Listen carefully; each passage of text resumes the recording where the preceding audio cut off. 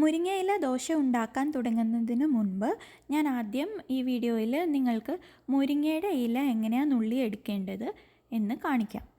അതായത് അതിൻ്റെ ഏറ്റവും മേളിലത്തെ ബ്രാഞ്ചസ് വേണം നമ്മൾ നോക്കിയെടുക്കാൻ. എന്നിട്ട് ഞാൻ ഈ വീഡിയോയിൽ കാണിക്കുന്നത് പോലെ ഇല ഓരോ ഇലയായിട്ട് നുള്ളിയെടുക്കാം. അതല്ല എന്നുണ്ടെങ്കിൽ തലേ ദിവസം തന്നെ നമുക്ക് അതിൻ്റെ ബ്രാഞ്ചസ് കട്ട് ചെയ്ത് ഒരു പേപ്പറിൽ പൊതിഞ്ഞ് വയ്ക്കുക. എന്നിട്ട് നെക്സ്റ്റ് ഡേ ആകുമ്പോഴേക്കും അതിൻ്റെ കുറേ ഇലയൊക്കെ തന്നെ കൊഴിഞ്ഞ് താഴെ വീണ് പോകും. അപ്പോൾ അങ്ങനെ നമ്മുടെ അതൊരു ഈസി മെത്തേഡ്, കുറേ ജോലി കുറഞ്ഞ് കിട്ടും. പക്ഷേ ആ ഇലയുടെ ഫ്രഷ്നെസ് കുറയും. അപ്പോൾ ഞാൻ റെക്കമെൻഡ് ചെയ്യുകയാണെങ്കിൽ ഇങ്ങനെ ഇല നുള്ളി എടുക്കുന്നത് തന്നെയാണ് ഏറ്റവും നല്ലത്. അതേപോലെ എനിക്കറിയാവുന്ന വേറൊരു കാര്യം ഞാൻ നിങ്ങളെല്ലാവരുമായിട്ട് ഷെയർ ചെയ്യുകയാണ്. അതായത് കർക്കിടക മാസത്തിൽ മുരിങ്ങയില കഴിക്കരുത്, അതിൽ വിഷാംശം ഉണ്ടായിരിക്കും എന്നൊക്കെ പണ്ട് കാലങ്ങളിൽ മുത്തശ്ശിമാരും പണ്ടത്തെ ആൾക്കാരും ഒക്കെ പറയുന്നത് ഞാൻ കേട്ടിട്ടുണ്ട്. അതെന്താണെന്ന് വെച്ചാൽ സാധാരണയായിട്ട് കർക്കിടക മാസം എന്ന് പറയുന്നത് മിഡ് ജൂലൈ തൊട്ട് മിഡ് ഓഗസ്റ്റ് വരെയുള്ള ആ സമയമാണ്. അതായത് ഒരുപാട് മഴ പെയ്യുന്ന ടൈമാണ്. നമുക്കറിയാം, പൊതുവേ മുരിങ്ങ എന്ന് പറഞ്ഞാൽ എയറിലുള്ള ടോക്സിൻസ് മുഴുവൻ പ്യൂരിഫൈ ചെയ്യുന്ന ഒരു പ്ലാന്റും കൂടിയാണ്. കർക്കിടക മാസത്തിൽ കണ്ടിന്യൂസ് മഴ കാരണം ഈ പ്ലാന്റിലുള്ള ടോക്സിൻസ് മുഴുവൻ മുരിങ്ങയുടെ ഇല വഴി അത് പുറത്തേക്ക് റിലീസ് ചെയ്യും എന്നാണ് ചില റിസർച്ചൊക്കെ സജസ്റ്റ് ചെയ്തിരിക്കുന്നത്. അതുകൊണ്ടാണ് കർക്കിടക മാസത്തിൽ മുരിങ്ങയില കഴിക്കരുത് എന്ന് പറയുന്നത്. അപ്പോൾ ഞാനിവിടെ മുരിങ്ങയില ദോശ ഉണ്ടാക്കുന്നതിനായിട്ട് കുറച്ച് മുരിങ്ങയില നുള്ളി വെച്ചിട്ടുണ്ട്. ഇനി നമുക്ക് മുരിങ്ങയില ദോശ എങ്ങനെയാണ് ഉണ്ടാക്കേണ്ടതെന്ന് നോക്കാം.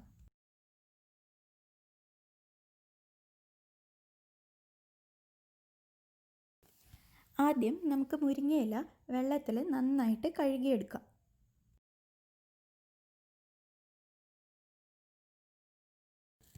മുരിങ്ങയില വെള്ളത്തിൽ നന്നായിട്ട് കഴുകിയതിന് ശേഷം ഒരു സ്ട്രെയിനറിലോ അല്ലെങ്കിൽ കൊളാൻഡറിലോ എന്തെങ്കിലും എടുത്തിട്ട് ഒരു 5-10 മിനിറ്റ് നേരം ആ വെള്ളം മുഴുവൻ ഡ്രെയിൻ ആവുന്നത് വരെ അതിനകത്ത് വയ്ക്കാം.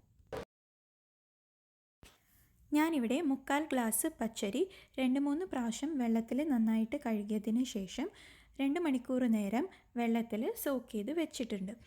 ഇനി ഇതിനകത്ത് വെള്ളം നമുക്കൊന്ന് ഡ്രെയിൻ ചെയ്തതിന് ശേഷം ഇത് ഒരു മിക്സി ജാറിലേക്ക് മാറ്റാം.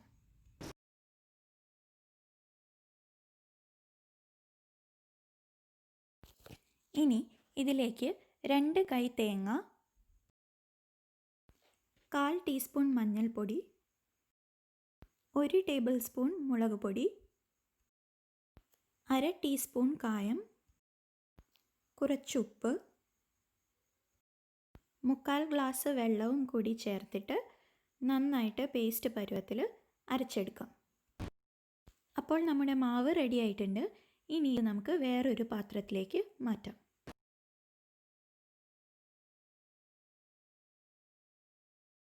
ഇനി ഈ മാവിലേക്ക് നമ്മൾ കഴുകി വെച്ചിരിക്കുന്ന ഇല ചേർത്ത് നന്നായിട്ട് മിക്സ് ചെയ്ത് കൊടുക്കാം. ഇല ചേർക്കുമ്പോൾ കുറച്ചായിട്ട് ചേർക്കാൻ ശ്രദ്ധിക്കുക. ആദ്യം കുറച്ച് ഇല ചേർക്കുക, മിക്സ് ചെയ്യുക, എന്നിട്ട് പിന്നെയും ബാക്കി ഇല ചേർത്തിട്ട് മിക്സ് ചെയ്ത് കൊടുക്കാം. പിന്നെ ഈ ബാറ്ററിൻ്റെ കൺസിസ്റ്റൻസി എങ്ങനെയാണെന്ന് വെച്ചാൽ നമ്മുടെ ദോശമാവിൻ്റെ അതേ കൺസിസ്റ്റൻസിയാണ് ഈ ദോശ ബാറ്ററിന്.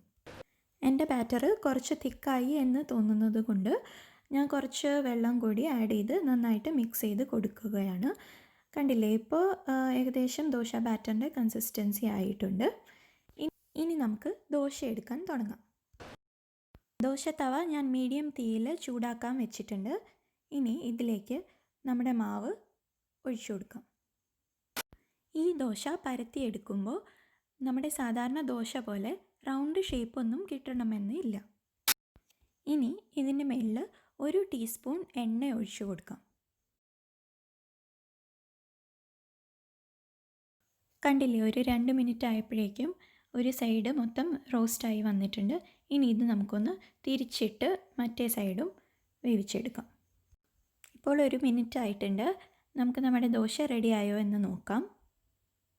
കണ്ടില്ലേ, നമ്മുടെ ദോശ റെഡി ആയിട്ടുണ്ട്. ഞാൻ ഒരു ദോശയും കൂടി ഇതേപോലെ ഇട്ട് നിങ്ങൾക്ക് കാണിച്ചു തരാം. മുരിങ്ങ ഇലയ്ക്ക് ഒരുപാട് ഹെൽത്ത് ബെനിഫിറ്റ്സും ഉണ്ട്. ഇതിനകത്തെ ഫൈബർ കണ്ടൻറ്റും പൊട്ടാഷ്യം, അയൺ എന്നിവ വളരെ കൂടുതലാണ്. അത് നമ്മുടെ ഹെൽത്തിന് വളരെയധികം നല്ലതുമാണ്. അതുപോലെ നമ്മുടെ ഇമ്മ്യൂണിറ്റി വർദ്ധിപ്പിക്കാനും ഇത് വളരെ നല്ലതാണ്. മുരിങ്ങയില കിട്ടാത്തവർക്ക് ഇതേ ബാറ്റർ ഉപയോഗിച്ച് മേത്തി ലീവ്സ് ഇട്ട് ദോശ എടുക്കാവുന്നതാണ്. അപ്പോൾ നമ്മുടെ രണ്ടാമത്തെ ദോശയും റെഡി ആയിട്ടുണ്ട്. ഇതേപോലെ ഞാൻ ബാക്കിയുള്ള എല്ലാ ദോശയും ചുട്ടെടുക്കാൻ പോവാം.